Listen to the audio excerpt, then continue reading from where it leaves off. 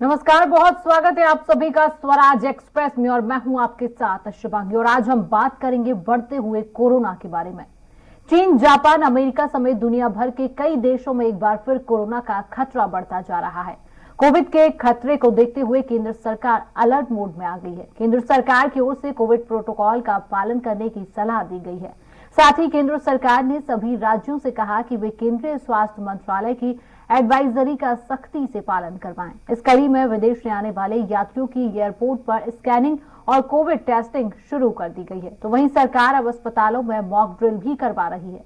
क्या कुछ सरकार की तैयारियां हैं, अस्पतालों में क्या जमीनी हालात हैं, हमारी खास पेशकश में आपको बताएंगे।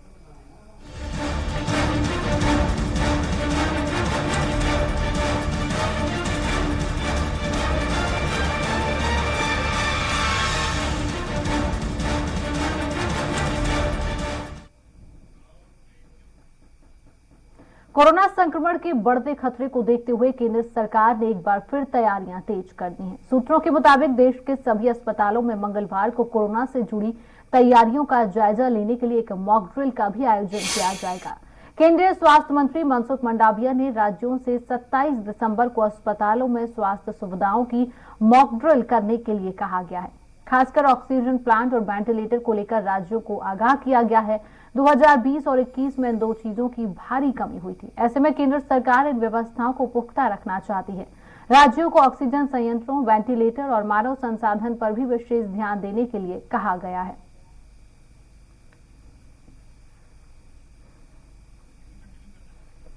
देश में पिछले 24 घंटों में 201 नए कोरोना के केस सामने आए हैं। भारत में एक्टिव मामले 3,397 हैं, जो कुल मामलों का 0.01% है। रिकवरी रेट की अगर हम बात करते हैं तो फिलहाल 98.8% है।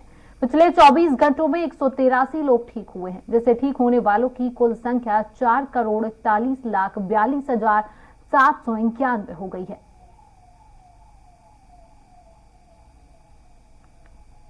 देश भर में अस्पतालों के लिए मॉक ड्रिल होगी। लगातार कोरोना पैर पसारते हुए नजर आ रहा है। एक नया वेरिएंट BF.7 हमारे भारत देश में भी प्रवेश कर चुका है। केंद्र सरकार ने सभी राज्यों को अलर्ट रहने की हिदायत दे दी है। अस्पतालों का भी केंद्र सरकार ने जायजे के निर्देश दे दिए हैं। नई लहर से भारत को अलर्ट रहने की सख्त जरूरत है। अगर हम रिकवरी रेट की बात करते हैं तो 98.8% रिकवरी रेट बताया जा रहा है। कोरोना के कुल केस बढ़कर 4.46 करोड़ हो चुके हैं।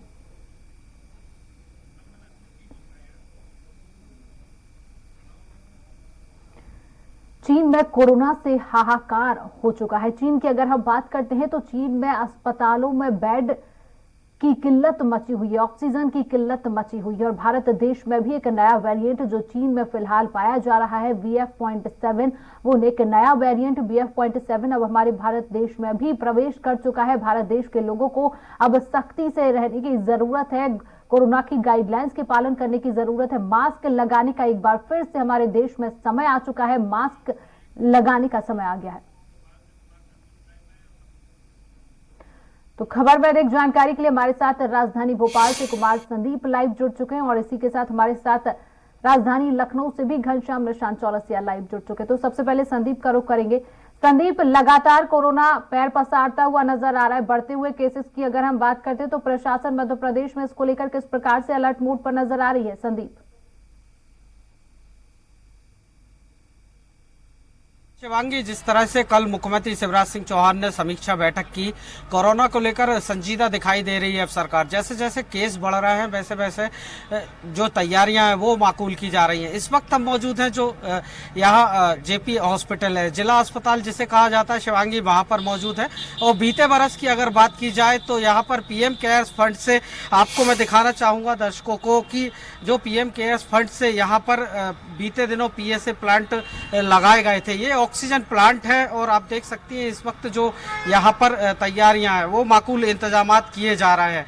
लगातार जो है यहाँ पर जो ऑक्सीजन का सप्लाई के दो यहाँ पर प्लांट लगे हैं जेपी हॉस्पिटल में, जिसमें 1000 एलपीएम ऑक्सीजन जो है 1 मिनट में तैयार की जा सकती है। जब कोरोना वैश्विक काल बनकर बीते साल आया था, उस दौरान ये पीएम केयर्स फंड से लगाए गए हुए ऑक्सीजन प्लांट हैं। और हमारे साथ ऑक्सीजन प्लांट के टेक्नीशियन सूरज कनौजिया मौजूद है। उन्हीं से जानते हैं शिवांगी की किस तरह की तैयारियां हैं। सर, हमारे यहाँ बिल्कुल बहुत बढ़िया तैयारी है। हमारे दोनों प्लांट अच्छी तरह से बिल्कुल सप्लाई देते भी हैं और दोनों रेडी हैं प्लांट हमारे।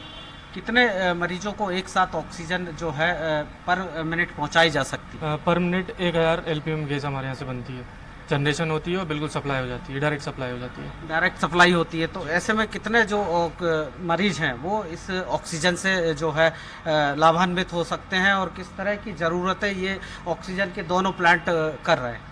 बिल्कुल सही तरीके से कर रहे हैं, और जितने लोग भी होते हैं सभी को प्रॉपर ऑक्सीजन पहुँचती है। प्रेशर भी बिल्कुल बढ़िया रहता है अपनी तरफ से, और बिल्कुल प्योर ऑक्सीजन पहुँचती है अपनी तरफ से। तो शिवांगी, आप देख सकते हैं जो तैयारियां हैं वो पूरी तरह से माकूल की गई हैं। यहाँ पर कल जिस तरह से मॉक ड्रिल की बात मुख्यमंत्री शिवराज सिंह चौहान ने की है, उसी तरह के जो इंतजामात हैं वो अब दिखाई देने लगे हैं। कुल मिलाकर अगर बात की जाए तो ये जो ऑक्सीजन के जो सिलेंडर्स हैं, ये जो 1000 एलपीएम गैस है वो यहाँ पर जनरेट होती है। और इसको लेकर जो पैनल है, कंट्रोल पैनल की अगर बात की जाए, तो मरीजों को सीधे ऑक्सीजन सप्लाई यहाँ के जो वार्ड हैं उनमें सीधे तौर पर ये सप्लाई होती है। एक प्लांट ये लगाया हुआ है, और दूसरा प्लांट अगर बात की जाए तो एक और प्लांट यहाँ पर पीएम केयर्स फंड से ही बीते साल लगाया गया था, जिसका कि वर्चुअली उद्घाटन जो है प्रधानमंत्री नरेंद्र मोदी ने किया था, और इसमें मुख्यमंत्री शिवराज सिंह चौहान ने भी शिरकत की थी। कुल मिलाकर जो माकूल दिखाई दे रहा है। जी संदीप, हमारे साथ बने रहिए। हमारे साथ लखनऊ से घनश्याम भी जुड़े हुए हैं। घनश्याम, अगर हम उत्तर प्रदेश की बात करते हैं तो उत्तर प्रदेश में प्रशासन की क्या कुछ तैयारी है कोरोना को लेकर? देखिए शिवांगी, लगातार सीएम योगी आदित्यनाथ अपने टीम 9 के साथ बैठक कर रहे हैं, और टीम 9 के अलावा जो स्वास्थ्य अधिकारी हैं, स्वास्थ्य विभाग के अधिकारी हैं, उनके साथ भी बैठक कर रहे हैं। बीती देर शाम तक वो लगातार बैठकें करते रहे। उस बैठक में सबसे पहले हम सरकार के बारे में आपको बता दें कि सरकार क्या कुछ तैयारियां कर रही है। सबसे पहले मॉक ड्रिल की भी बात की गई है। जिस मॉक ड्रिल की बात की गई है उसको लेकर के मुख्यमंत्री योगी आदित्यनाथ ने जो अधिकारी है, जो संबंधित इससे संबंधित लोग हैं, उन सभी लोगों को ये साफ तौर पर दिशा निर्देश दे दिए हैं कि जो बस स्टॉप है, रेलवे स्टेशन है, एयरपोर्ट्स है, या फिर जहां पर भी तमाम भीड़ भाड़ की जगह है, वहां पे मॉक ड्रिल कराया जाए। वहां पे ये सुनिश्चित किया जाए कि अगर वहां पे भीड़ बढ़ती है, वहां पे लोग अगर दूर दूर से आते हैं, तो उन लोगों को कैसे ट्रेस किया जाए, टेस्ट किया जाए, और कैसे अगर सिम्टम मिलता है तो उनको किस तरीके से इलाज किया जाए, ये पूरी तरीके से व्यवस्था है। इसके अलावा मुख्यमंत्री योगी आदित्यनाथ ने जो प्रधान है गांव में, चूंकि कोविड के दूसरे और तीसरे जो चरण में जो उनका जो लहर थी, उस लहर में देखा गया कि गाँव में बहुत ज्यादा समस्याएं आई, तो शहरों के साथ साथ उन्होंने गांव की भी बाकायदा व्यवस्था की है। गांव के लिए उन्होंने जो ग्राम प्रधान है, एएनएम है, जो गांव से संबंधित जितने भी सचिव हैं, उन सभी लोगों को अलर्ट रहने के लिए कहा है। उनको कहा है कि वो लोग जाएं, गांव-गांव में जाएं, घर घर जाएं, और जो आम जनता है, जो ग्रामीण है, उनको फिर से अवेयर करें। किसी भी तरीके से अवेयर करने में कोई कोताही ना हो। वो अवेयरनेस का कार्यक्रम सिर्फ गांव में नहीं, शहरों की जगह जो भीड़भाड़ इलाके हैं, सार्वजनिक स्थान है, वहां पर भी, खासतौर पे जो रेलवे स्टेशन है और बस स्टॉपेज है, जहां बस स्टॉपेज और रेलवे स्टेशन है, वहां पे रैंडम टेस्ट किट के तहत वो वहां पे टेस्ट किया जाए। और तकरीबन 2% लोगों को रैंडम टेस्ट भी किया जा रहा है उत्तर प्रदेश में, जब से ये कोरोना के चौथे लहर की BF.7 की बात की जा रही है। 2% लोगों को रैंडम टेस्ट किया जाएगा। कॉल ऑन टेस्ट भी हो रहा है, यानी अगर किसी को सस्पेक्टेड है, किसी को कोई समस्या है, तो वो फोन करके अपने आप को जांच करा सकता है। उसकी भी प्रावधान उत्तर प्रदेश में कर दिया गया है। इसके अलावा जो अस्पताल है, अस्पतालों में बिना मास्क के अब एंट्री नहीं हो सकती। मैं इस समय सिविल अस्पताल में हूं, अधिकतम आप देख सकते हैं, अधिकतम लोग जो है मुंह पे मास्क लगाए हुए हैं।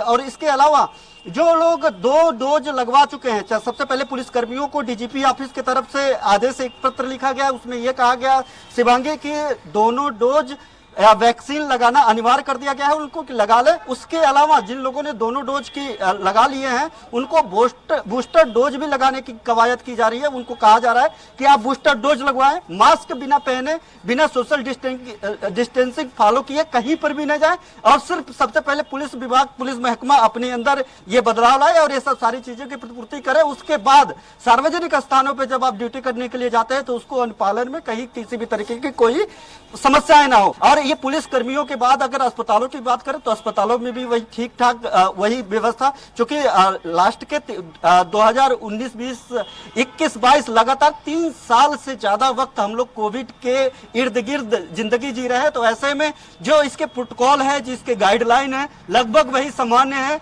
और लोगों के अंदर जो पहले से ही लोगों को पता है कि किस तरीके से उनकी दिनचर्या होने वाली है, किस तरीके से उनको रहना है। तो ऐसे में मुख्यमंत्री योगी आदित्यनाथ ने साफ कहा है कि उसको फिर से रीएक्टिव किया जाए। लोगों को जो जिम्मेदार हैं, जो जिम्मेदार व्यक्ति हैं, वो जो गाइडलाइन को पूरी तरीके से सख्ती से पालन करवाने की कोशिश की जाए और उसमें सबसे पहले मॉक ड्रिल किया जाए कि आखिर अगर किसी भी तरीके की इस तरीके की समस्याएं आती हैं, दिक्कतें आती हैं उत्तर प्रदेश में, और चूंकि ये उत्तर प्रदेश भारत देश का सबसे बड़ा राज्य है, इतना बड़ा राज्य है कि कईयों देश से भी बड़ा है। तो ऐसे में यहाँ पे जनसंख्या घनत्व के अनुसार अगर उसके एंगल से, इस एंगल से देखा जाए, इस दृष्टिकोण से देखा जाए कि यहाँ की जनसंख्या जो है, जनसंख्या घनत्व के अनुसार यहाँ पे चुनौतियां कुछ ज्यादा होती है अन्य राज्यों के अपेक्षा। तो ऐसे में मुख्यमंत्री योगी आदित्यनाथ की जो कोविड प्रबंधन था, कोरोना प्रबंधन को लेकर के उनकी तारीफें भी पहले हो चुकी है कि इस इतनी भीड़ भाड़ में जिस तरीके से व्यवस्थाएं रही है, लेकिन चुनौती भी उससे कम नहीं है, क्योंकि जान किसी की भी जाए, अगर कम लोगों की भी जाती है तो किसी की एक भी जान बहुत कीमती होता है। ऐसे में लोगों की जान कोविड से फिर से ना जाए, अवेयरनेस के चलते, कोविड के चलते, वैक्सीनेशन छूटने के चलते, मास्क के चलते, छोटे छोटे जो जरूरतें हैं उन जरूरतों के चलते ना जाए, उसको लेकर के मुख्यमंत्री योगी आदित्यनाथ ने साफ तौर पे लोगों को दिशा निर्देश दे दिए। इसके अलावा जो कोरोना का इंफ्रास्ट्रक्चर है, जो स्वास्थ्य इंफ्रास्ट्रक्चर है, अस्पताल के इंफ्रास्ट्रक्चर है, जो सार्वजनिक स्थानों पर टेस्ट, ट्रेसिंग, ट्रीटमेंट की जो इन्होंने, और उसके बाद टेस्ट है, ट्रीटमेंट है, ट्रेसिंग है, उसके अलावा अब टीका भी उन्होंने जोड़ दिया है। 4T के तर्ज पे यहाँ पे लगातार काम कर रही है। रुक कर लेते हैं, खान से हम बने रहिए। संदीप जी, अगर हम मध्य प्रदेश की बात करते हैं तो मध्य प्रदेश में कोरोना के आंकड़े अभी क्या बता रहे हैं?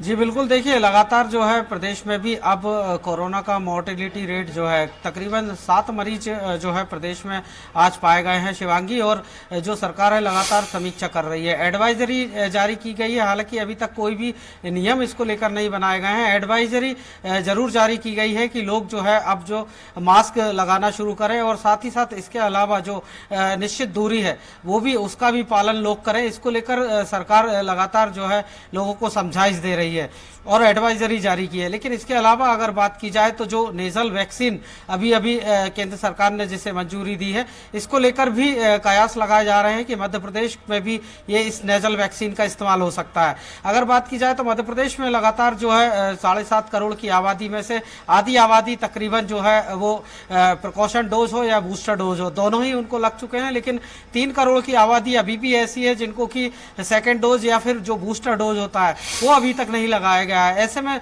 प्रशासन की जो मुश्किलें हैं वो कहीं ना कहीं उनके चेहरे पर साफ दिखाई देती है, क्योंकि जिस तरह से दूसरी लहर के बाद एक अभियान, बड़ा महाअभियान जिसे कहा गया था, कोविड-19 अलग अलग सेंटर्स बनाए गए थे और बूस्टर डोज लगाए जाने की बात कही गई थी, लेकिन उसके बावजूद भी कई लोग जो है हीला हवाली और कोताही बरतते नजर आए, जिसके बाद जो संख्या थी वो धीरे धीरे जरूर कोरोना का प्रकोप खत्म हुआ। लेकिन अब ये जो तीसरी लहर की बात की जा रही है, इसमें प्रशासन के सामने सीधी चुनौती यही है कि जो टेस्टिंग ट्रेसिंग की बात या फिर टीके की बात की जा रही है, वो तीनों ही किस स्तर पर और कैसे लोगों तक पहुंच पाता है प्रशासन, और इस जो महामारी है इसको कैसे काबू कर पाता है, इसको लेकर भी अभी से जो है जिला प्रशासनों को अलर्ट किया गया है। मुख्यमंत्री शिवराज सिंह चौहान ने निर्देशित किया है सभी जिला स्वास्थ्य अधिकारियों को, जो CMHOs को, इसके अलावा कि सभी लोग जो है इस पर बिल्कुल भी हीला हवाली ना करें और कोरोना की गंभीरता को देखते हुए इस पर अभी से ही लगाम लगाने की कोशिश की जाए। जी शिवांगी। संदीप, अगर जिन लोगों को दूसरी डोज और बूस्टर डोज अभी भी मध्य प्रदेश में नहीं लगा है, तो प्रशासन इसके लिए किस प्रकार से तैयारियां कर रही है कि जो लोग बूस्टर डोज से वंचित रह गए हैं उनको किस प्रकार से बूस्टर डोज की तैयारी की जाए? संदीप जी। जी बिल्कुल, देखिए इसमें एक और अहम पहलू है शिवांगी कि जो बूस्टर डोज अभी मौजूद है, तकरीबन 81 लाख के आसपास मध्य प्रदेश में बूस्टर डोज मौजूद हैं, लेकिन उनकी भी एक्सपायरी डेट जो है 1 जनवरी है। एक्सपायरी डेट 1 जनवरी है, ऐसे में मात्र 6 दिन का समय है जब बूस्टर डोज लगाया जा सकता है। लेकिन इसके अलावा मध्य प्रदेश सरकार ने केंद्र सरकार से डिमांड की है कि बूस्टर डोज जो है 5 लाख से अधिक बूस्टर डोज मध्य प्रदेश को भेजे जाए। साथ ही साथ जो दूसरा डोज है या पहला डोज है, कोविशील्ड हो या कोवैक्सीन, इनके भी डोजेस की कमी प्रदेश में है। ऐसे में जो डोजेस है उनकी डिमांड जो है मध्य प्रदेश सरकार ने केंद्र सरकार से की है। बने रहिए हमारे साथ सीएमएचओ इंदौर से जुड़ चुके हैं बीएस सेतिया जी, आपका बहुत स्वागत है स्वराज एक्सप्रेस में। Thank you. बीएस जी, प्रशासन किस प्रकार से कोरोना को लेकर अलर्ट नजर आ रही है, किस प्रकार से प्रशासन की तैयारियां देखने को मिल रही है, जिस प्रकार से कोरोना बढ़ता हुआ नजर आ रहा है सभी राज्यों में? बीएस जी, क्योंकि पहले से ही हमारे यहाँ कोविड के केसेस थे और 2 लहर हम देख चुके थी, तो तीसरी लहर की हमारी तैयारी ऑलरेडी पहले से ही थी। तो हमारे पास पर्याप्त मात्रा में मास्क और सैनिटाइज वगैरह भी है, और जो हमारे पास ऑक्सीजन कंसंट्रेटर पहले थे, ऑक्सीजन कंसंट्रेटर भी है। इसके अलावा हमारे जो ऑक्सीजन प्लांट लगाए, और ऑक्सीजन प्लांट के साथ साथ ऑक्सीजन की जो पर्याप्त मात्रा में है, उसके लिए जो ऑक्सीजन प्लांट हमारे हैं उनकी मॉक ड्रिल भी बीच बीच में होती है, और वो व्यवस्था है। इसके अलावा हमने 3rd लेयर की जो तैयारी करी थी, बेड की व्यवस्था प्राइवेट अस्पताल, गवर्नमेंट के अस्पतालों में, वो पूर्व से तैयारी उस हिसाब से बनी हुई है हमारी।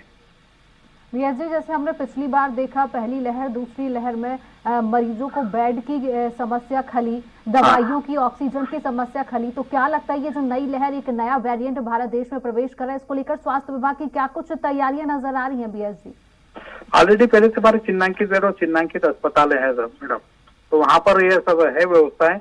इसके अलावा मेडिसिन भी पर्याप्त मात्रा में अभी हमारे पास है, और हम लोगों ने जैसे जैसे डिमांड बढ़ती जाएगी हम लोग उसकी मांग करते जाएंगे। और इसके अलावा हम सैंपलिंग भी अभी वो ये कर रहे हैं, सैंपलिंग भी बढ़ जाएगी, तो सैंपलिंग के साथ साथ हमारा जितना भी रहेगा आउटपुट जो भी आएगा इसका, अगर कहीं पॉजिटिव केसेस आता है तो जितने भी पॉजिटिव केसेस आएंगे उनका जीनोम सीक्वेंस भी कराएंगे। और ये जो नया वेरिएंट BF.7 हमारे देश में आ रहा है, ये कितना खतरनाक साबित हो सकता है? अभी इसका पूरा डिटेल है कि स्प्रेडिंग उसका बहुत ज्यादा है, मगर जो डेथ के रेशो अभी कुछ क्लियर नहीं है उसका, क्योंकि दूसरी कंट्रीज में ये है कि उसके डेथ के मामले भी ज्यादा बढ़ रहे हैं। जी बीएस जी, स्वराज एक्सप्रेस में जुड़ने के लिए आपका बहुत बहुत शुक्रिया। हमारे साथ देहरादून से सुनील राज भी लाइव जुड़ चुके हैं। तो सुनील, क्या कुछ तैयारी प्रशासन की देखने को मिल रही है कोरोना को लेकर? सुनील, जाहिर तौर पर शिवांगी, चूंकि 2 दिन यहाँ पर लगातार स्वास्थ्य विभाग द्वारा बैठकें चल रही हैं, मुख्यमंत्री खुद उस बैठक की अध्यक्षता कर रहे हैं, और बीते रोज हमने देखा कि किस तरह से भारत सरकार के स्वास्थ्य विभाग ने भी बीसी की, और उसमें प्रदेश के स्वास्थ्य सचिव और तमाम जो नुमाइंदे स्वास्थ्य विभाग से जुड़े हैं वो उससे जुड़े। और जो मौजूदा हालात ये है कि अच्छी खबर ये है कि BF.7 के एक भी वेरिएंट का कोई केस उत्तराखंड में नहीं है, लेकिन प्रशासनिक तौर पर हिदायत दी जा रही है और जागरूक अभियान चलाया जा रहा है कि भीड़ भाड़ इलाकों में मास्क अनिवार्य पहने और सैनिटाइजर का प्रयोग किया जाए। मैं अभी दून हॉस्पिटल के बाहर खड़ा हूं, आप साफ तौर पर सीधे तौर पर देख पा रहे होंगे कि किस तरह की यहाँ पर भीड़ होती है, और ये तमाम जो लोग हैं वो आप उन लोगों को आप सीधे तौर पर देख पा रहे होंगे। तो महत्वपूर्ण ये है कि जो जब कोविड BF.7 का कोई भी वेरिएंट उत्तराखंड में नहीं है, इसका कोई भी केस अभी उत्तराखंड में नहीं आया है, तो लिहाजा जिस तरह से चीन में केस बढ़ रहे हैं और भारत सरकार जिस तरह से लगातार तैयारियां कर रही है, चाहे प्रधानमंत्री नरेंद्र मोदी हो या फिर उत्तराखंड के मुख्यमंत्री पुष्कर सिंह धामी लगातार समीक्षा कर रहे हैं, और ये सिचुएशन ना आए कि जो फर्स्ट वेव हमने देखी, सेकेंड वेव हमने देखी, उस तरह की सिचुएशन यहाँ पर ना आए, ऑक्सीजन की कमी ना हो, तमाम सारी दिक्कतें कोविड को लेकर यहाँ पर ना हो, इसको लेकर बैठकें लगातार की जा रही हैं। और जो स्वास्थ्य सचिव हैं राजेश कुमार, उन्होंने साफ तौर पर यह बताया है कि जो RT-PCR रिपोर्ट है वो अनिवार्य नहीं की गई है, यानी कि हालांकि जो जिनके अंदर संक्रमण अगर होगा तो वो स्थानीय जो वहां पर RT-PCR सेंटर हो तमाम वहां पर वो चेकिंग करवा सकते हैं, जांच करवा सकते हैं, लेकिन अनिवार्य रूप से न मास्क यहां पर लागू किया गया है, इसके लिए ना कोई गाइडलाइन जारी की गई है और ना ही RT-PCR जारी की गई। चूंकि बड़े पैमाने पर उत्तराखंड में सैलानी आते हैं, मसूरी, देहरादून या फिर हल्द्वानी, कौसानी, इन तमाम पर्वतीय जनपदों में भी जाते हैं, न्यू ईयर पास में है, ऐसे में कई होटल्स बुक हो रखे हैं। तो अभी RT-PCR तमाम सारी रिपोर्टें अनिवार्य नहीं की गई, मास्क अनिवार्य नहीं किया गया है, लेकिन हाँ इतना जरूर है शिवानी की इसको लेकर स्वास्थ्य विभाग द्वारा लगातार प्रयास किए जा रहे हैं और जागरूक अभियान चलाया जा रहा है। जी शिवानी। सुनील, न्यू ईयर पास में है, कल क्रिसमस भी मनाया जाएगा, तो इसको लेकर क्या सरकार की कोई गाइडलाइंस अभी उत्तराखंड में देखने को मिल रही है? सुनील, जाहिर तौर पर क्योंकि जो स्वास्थ्य सचिव है उन्होंने एक बात कही है कि अभी जो भी गाइडलाइन केंद्र सरकार देगा उसका पालन राज्य में कराया जाएगा, लेकिन ऐसी कोई गाइडलाइन है, कल क्रिसमस है, आने वाले दिनों में 31 होगा, इसको लेकर आयोजन होंगे, भीड़ भाड़ बढ़ेगी, तो जागरूक अभियान चलाया जाएगा स्वास्थ्य विभाग की ओर से, जो अभी तक गाइडलाइन है। हालांकि इसके बाद अगर हमारे साथ राजधानी भोपाल से संदीप भी जुड़े हुए हैं। संदीप, अगर हम मध्य प्रदेश की बात करते हैं तो मध्य प्रदेश में प्रशासन की क्या कुछ तैयारियां हैं? क्या कोई गाइडलाइंस अभी तक सामने आई है? न्यू ईयर पास में है, कल क्रिसमस का भी त्योहार मनाया जाएगा, बाजारों में काफी भीड़ देखने को मिलेगी, इसको लेकर क्या प्रशासन ने क्या कोई गाइडलाइंस अभी तक जारी की है? संदीप, लगातार ग्राउंड जीरो पर लेकर आते रहेंगे। जी बिल्कुल, देखिए यहाँ पर जो इंतजामात हैं वो लगातार किए जा रहे हैं, अधिकारी जो है वो नज़र बनाए हुए हैं। इस वक्त आप देख सकते हैं जो अमला है वो भी यहाँ पर मौजूद है और साथ ही साथ जो अस्पताल के सिविल सर्जन हैं वो भी यहाँ पर आए हुए हैं और राकेश श्रीवास्तव उन्हीं से जानने की कोशिश करते हैं कि किस तरह से यहाँ पर जो है माकूल इंतजामात किए गए हैं और किस तरह से जो है आगे व्यवस्था की जाएंगी।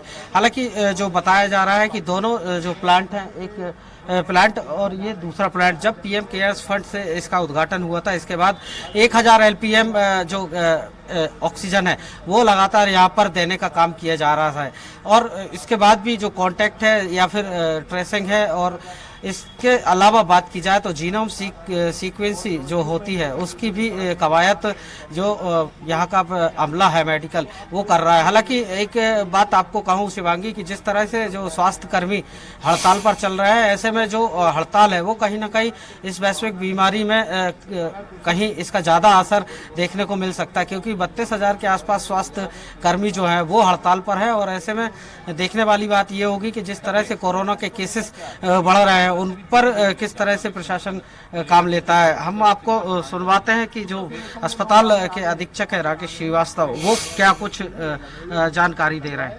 तो और जैसे जैसे ऑक्सीजन वैक्सीनेशन आता जाएगा, पूरों को लग जाएगा और अब ये कि अच्छी बात है कि खुद लोग आ रहे हैं तो उससे और फायदा होगा। सावधानी किस तरह की बरतनी चाहिए? अभी जो सावधानी पूर्व की भांति बरतना है, मास्क लगाना है, डिस्टेंस प्रॉपर करना है, सैनिटाइजेशन करना है, अगर कोई घर में कोई कोविड का हो जाए तो आइसोलेट करना है और सबसे पहले उसकी जांच करा के इलाज कराएं। और उसको अब सरकार ने एक बहुत अच्छी बात भी कर दी है, उसकी जो जांच जो वायरस पकड़ा जाएगा अगर आता है तो उसकी जीनोम सीक्वेंसिंग होगी, उसका पता लगाया जाएगा किस तरह म्यूटेशन हो रहे हैं उसमें, किस तरह उसका होगा, उससे इलाज में बहुत मदद मिलेगी और आगे फ्यूचर उसका क्या होगा वो पता लगाएंगे। वैक्सीनेशन के भी कितने डोज हैं सर, क्या पर्याप्त मात्रा में है या कुछ अभी और मंगाया? अभी कुछ जो है ये मुझे एग्जैक्ट तो पता नहीं है, ये मतलब जिला अस्पताल का पता है हमारे यहाँ कोवैक्सीन उपलब्ध है जो लग रही है। और जैसे पता चला है मुझे कि अभी भारत सरकार से सरकार ने डिमांड भी करी है अपने सरकार ने, तो जैसे ही वैक्सीनेशन आएगा तो और लगने लगेगा। सर मॉकड्रिल की बात कर रहे हैं सीएम साहब, क्या वो 27 तारीख को शायद मॉकड्रिल होना है सर? हाँ जी हाँ, वो एक एक्सपीरियंस पहले भी हम करते आए हैं और सीएम साहब के निर्देशानुसार और भी करेंगे, जिसमें एक एक चीज का हम परखेंगे कि एक एक चीज एक एक चला के देखेंगे, इक्विपमेंट चला के देखेंगे और एक एक चीज की उपलब्धता सुनिश्चित करेंगे कि कोई कमी अगर कभी आती है तो उसमें कोई कमी ना रह जाए। तो एक बार हम मॉक ड्रिल मीन्स अब एक ट्रायल टाइप का होता है जिसमें सब एक एक चीज को यही एक ट्रेनिंग होती है हम लोगों की, जिसमें पता चलेगा कि कहाँ किसको क्या काम करना है, किसको असाइन करेंगे काम, इसको कोई कमी आएगी तो उसको देखेंगे, कमी आने की संभावना होगी तो उसको दूर करेंगे। एक ट्रायल टाइप का होगा। ठीक sir, thank you. Thank you. तो आप देख सकती हैं शिवांगी की जो सिविल सर्जन है वो अभी बता रहे थे, उनसे और कुछ जानने की कोशिश करते हैं। सर, नया वेरिएंट भी सामने आ रहा है, उसको लेकर क्या तैयारियां और प्रिकॉशन डोज है अभी प्रशासन? अपने पास है प्रिकॉशन डोज लग रहा है, जो कोवैक्सीन का लग रहा है, तो उससे और इम्यूनिटी बढ़ेगी। अपने यहाँ प्रदेश में अपने यहाँ हर्ड इम्यूनिटी तो आ चुकी है, तो जो लोग रह गए बूस्टर लगेगा तो उससे और फायदा हो जाएगा। सर, और भी माकूल इंतजाम करने होंगे ऑक्सीजन के साथ साथ, जो वेंटिलेटर है या वेंटिलेटर 3T जो प्रधानमंत्री मोदी ने बताए थे ट्रेसिंग और टेस्टिंग के साथ, उन पर कितना काम आप लोग करेंगे? हम लोग पूरा काम करेंगे उस पर। जैसे ही कोई मरीज आता है या कोई सिम्टम्स आते हैं तो उसकी ट्रेसिंग भी करेंगे, टेस्टिंग भी करेंगे, ट्रीटमेंट भी करेंगे, जीनोम सीक्वेंसिंग भी करेंगे, और इसी के बाद ही उसका इलाज भी होगा। उसका इलाज के करते करते अपन आगे बढ़ेंगे, और कोई घबराने की बात नहीं है। अब अपन के पास सब तैयारियाँ हैं, पूरा ऑक्सीजन प्लांट है, पूरे PSA प्लांट है, सब तैयार है अपने पास। ऑक्सीजन जंबो सिलेंडर है, कंसंट्रेटर है, ट्रेन टीम है। सबसे अच्छी बात है अपन को इलाज का एक्सपीरियंस है, किस तरह बिहेवियर होता है, CT स्कैन की सुविधा है, सोनोग्राफी की सुविधा है, और सब तरह की सुविधा उपलब्ध है। तो निश्चित तौर पर शिवांगी, आप देख सकती है कि जो प्रशासन है उसने पूरी तरह से कमर कस रखी है, क्योंकि बीते जो कोविड-19 के असर है या जो वैश्विक काल बनकर आया था, इसके बाद प्रशासन कोई भी कोताही बरतने के मूड में दिखाई नहीं दे रहा है। शिवांगी जी, संदीप और सुनील, तमाम जानकारी साझा करने के लिए बहुत बहुत शुक्रिया। तो कोरोना एक बार फिर डराने लगा है। कोरोना हमारे देश में एक बार फिर प्रवेश कर चुका है। केंद्र सरकार ने सभी राज्यों को एहतियात बरतने के निर्देश दे दिए हैं। तो मास्क लगाइए, 2 गज की दूरी का पालन अवश्य करिए और देखते रहिए स्वराज एक्सप्रेस। नमस्कार।